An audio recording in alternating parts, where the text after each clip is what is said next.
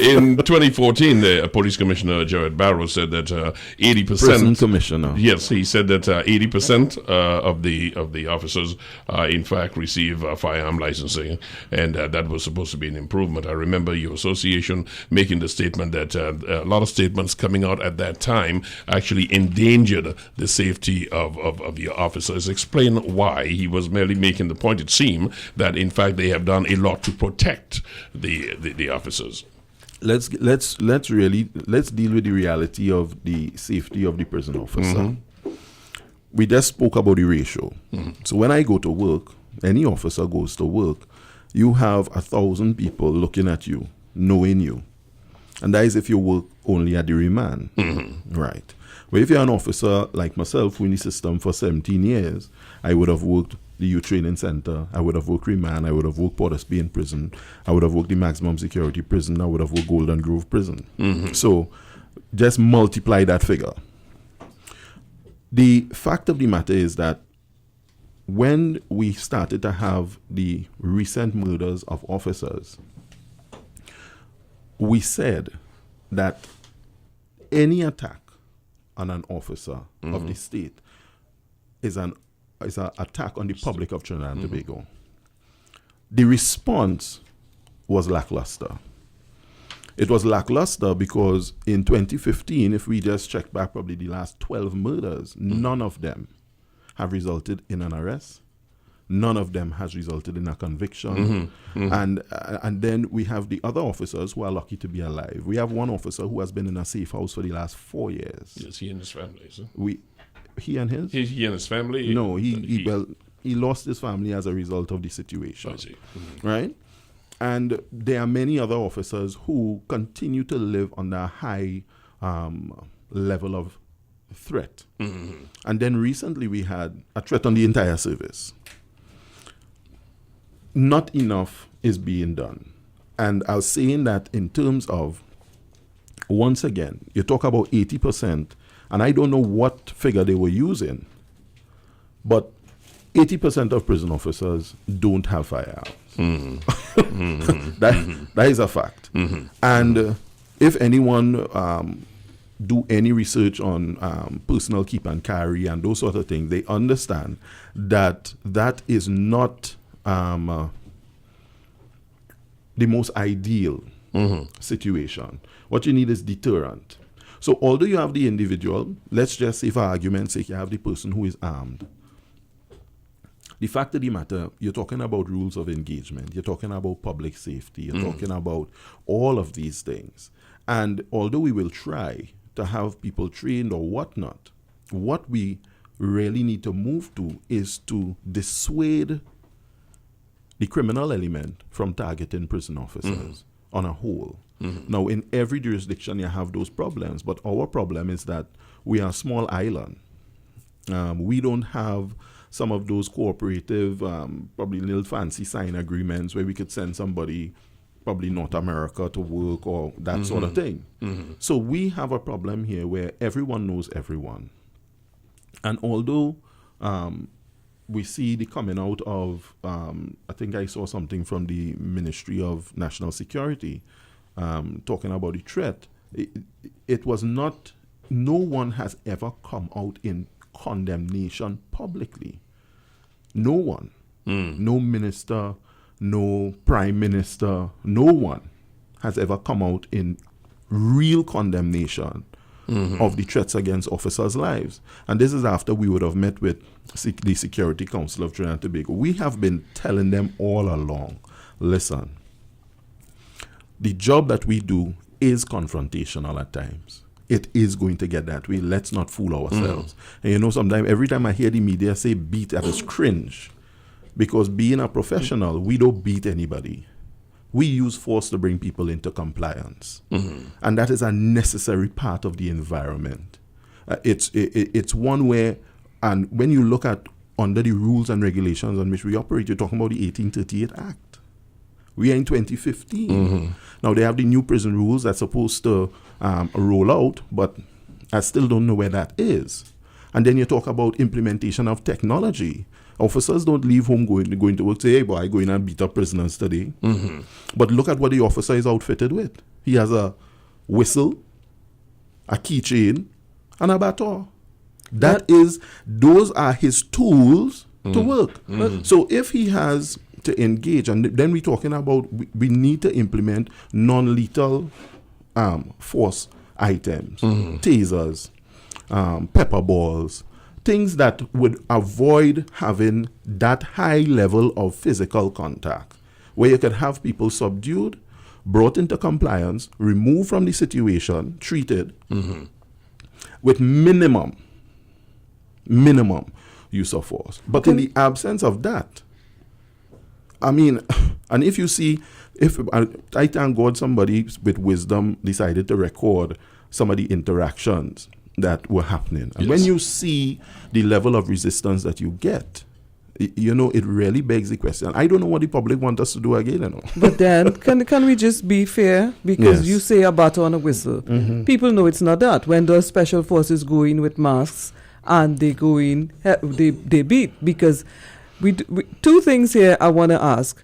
You talk about you use a measure of force that's necessary for the situation. What measure of force could beat up 10 teenage girls, right? All I've been hearing from the Prison Officers Association since that incident at the female prison where 10 teenage girls were beaten was that they should not have been there because they're teenagers and they're minors and that they should not have been there. But there's been no explanation for why these girls were badly beaten. We in our newsroom got calls from the prisoners, people telling us of how bad the beating was, how brutal it was. You have parents, you know, speaking about their children being badly beaten and bruised and battered and bruised. Yes. Right? What warrants that kind of force on teenage girls? But let us, you know, you say let's be fair. But let's really be fair. When we're talking about force and brutality, the fact of the matter is, and I'm saying this again, and I'm not saying it with fear nor favor, the fact of the matter is that within the prison environment, people have been shying away from this topic as if it's taboo. The fact of the matter is, those young women, and you say it should not have been there, 1. 2, that is an adult women's prison. You have officers there who have been trained to deal with adult offenders, not juveniles. The court send them into that realm saying that they are adults. That all of this is the backdrop. You're talking about what would warrant such a reaction from prison officers. The fact of the matter is, if I hit you with a baton anywhere, one blow, what will happen? I can't say. No, you will be bruised. You will be bruised. And this is what we have been saying. Listen. We have rules and regulations which govern what we do. When I went to train in college, there was a lecture on use of force. So force is used. There are different. I could use my voice as force. I could hold you as force. But when you are dealing with a response or highly violent force, where you're talking about injury could be done to someone else or yourself, then you need to use that commensurate level of force. And somehow, you know, you get the feeling that people, you're bullying the people. And listen, I am saying this. 1, we going back to the fact that, and I walked with it today, you know, I was watching my papers, talking about the Young Offenders Detention Act. And although some will say it's legal because the courts will do whatever they do and send them there, I am saying it's not morally right to have those young girls there. But if you use a baton to the point of not beyond bruising, but to bleeding, to the point of bleeding, what do you call that? Not excessive force? Of course not. It's not excessive force. You cannot judge force like that. If I hit you once and you comply, but if while I'm trying to get you to comply, you are fighting me back, then at what point would you think that it's enough? So should I, and this is what I keep saying, you know, and people not realizing there's a life and death situation. The officer who was kicked in his mouth. Before you go there, were these male or female officers who only female? We don't have any desegregation in our service. Only at the upper levels you'll find some senior female officers, but we don't have male interaction at that female prison whatsoever. So that is female officer, female prisoners or detainees or whatever. That is how it's done there. And we cannot brush aside. You have to keep coming back to it that they should not be there. And that is a question I want to ask. Gerald Gordon is the voice you're hearing. And that's the question I want to ask. So the courts say, you were talking about process. The courts say these adults, these people are to be, well, we know they're not adults. These people are to be held at your remand. And you know that your regulations say they should not be here. No. The regulation does not say that. I see. So whatever the court decides and says to you, you must take. Well, what we have had, and I know it was reported to me that they even sent a 12-year-old at one point in time. Good God. And the prison supervisor at the time, she was really pissed off. She made whatever calls and she let them know that she will not be accepting a 12-year-old at the facility. Now, why I bought the Young Offenders Detention Act is because throughout this entire act, it speaks nothing to the young female offender. In the beginning of the act, they talk to person, and they talk about all the different portions of the act, establishment of industrial institution, and all these sort of stuff. And then in the back of the act, they talk specifically to young offenders' male detention regulations. And this was last amended, the act was amended last time was it was 66 of 2000. And this act has been around, I'm seeing you're looking at the first amendment was 19 of 1926. The fact of the matter is that this was developed at a point in time where it was never envisaged that we would have young female offenders. And this is not, I hate the blame game. You know, everybody like to go and this one fault and that one fault. But the fact of the matter is that we have not been keeping pace with reality. And the reality is there is a whole facility on how many acres of land geared towards the male young offender. Whether he would have committed murder, or he beyond control, he ran away from the orphanage. There is a whole system set up to treat with the young male offender. There is nothing like that for the young female offender. What is there then? There is, they have them go to some classes, they maintain some classes or whatnot, but when you talk about that whole entire system, family visits, you talk about ability to go out to work and all these sort of things, the young female offender is not exposed to that at all. So they are sent to the women's prison? They are sent to the women's prison. And to me, it's a gender issue. So they are mixed among the general women's population? Or no, there's a part of the prison that is designated for them. But not for want of trying, they're still mixing. When you have, sometimes you're talking about feeding, even when they had to take part in some of the programs, you will have mixing of the adult and juvenile. I'm still going back to the beating, because if you're telling me that there's a part of the female prison that's designated for young female offenders, these officers who got in and dealt with these teenage girls as they did would have known that they were minors.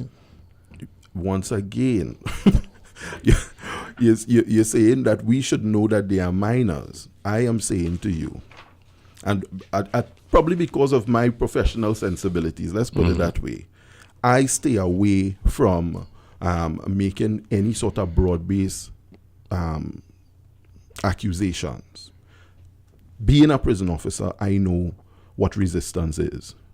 And resistance is telling somebody, giving them clear instructions, listen, you need to come out of your cell. Listen, you need to stop doing this or stop doing that, and you attempt to intercede. And they are fighting you tooth and nail. And those young juvenile girls were fighting back. So have you all investigated the point of finding out what precipitated that beating? I wouldn't want to get into too many details, because one would understand that now that is part of a legal a challenge in court. So I would want to stay away from that.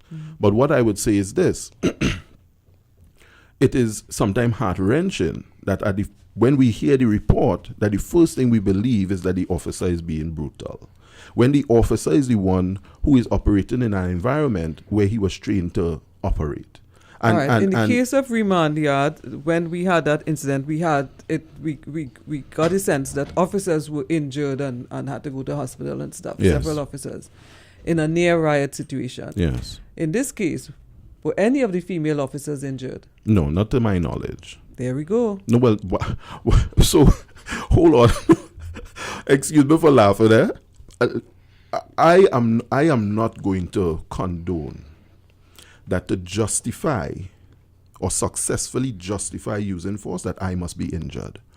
Being a professional, that is not my. I am Will not. you not condone beating to the not point beating. of bleeding? I am not saying beating. I'm saying you use force to To the bring point people of bleeding? into. You bring people into compliance. Oh my and I'm goodness. sticking to that because these people, these citizens of Trinidad and Tobago, were not arrested. We just make a little joke about it in work where we say none of them were arrested and brought before the court for selling dinner mint in front of the church on a Sunday morning. These people are not going to be smiling and saying, yes, sir, okay, sir. And strange enough. On the one hand, Gerald, Gerald, on the one hand, I'm going to agree with you that, you cannot measure, use of force. I do take exception with the statement that they're not, folks who are in remand are arrested, period. We don't even know if they were selling mental selling marijuana in the first place. Exactly. So I like where we started the conversation, and we should spend more time there, I believe, on the area of how long they are kept in remand. The issue of the judiciary is a serious question, but I don't like for folks to confuse those in remand with those in convicted. Prison. Correct. Right. So just wanted to make clear that because yes. I don't think that everyone who is in there is bad. Neither do I think they're good. I don't even think society has and ultimately, really and truly, that is not our call. No, no, Indeed.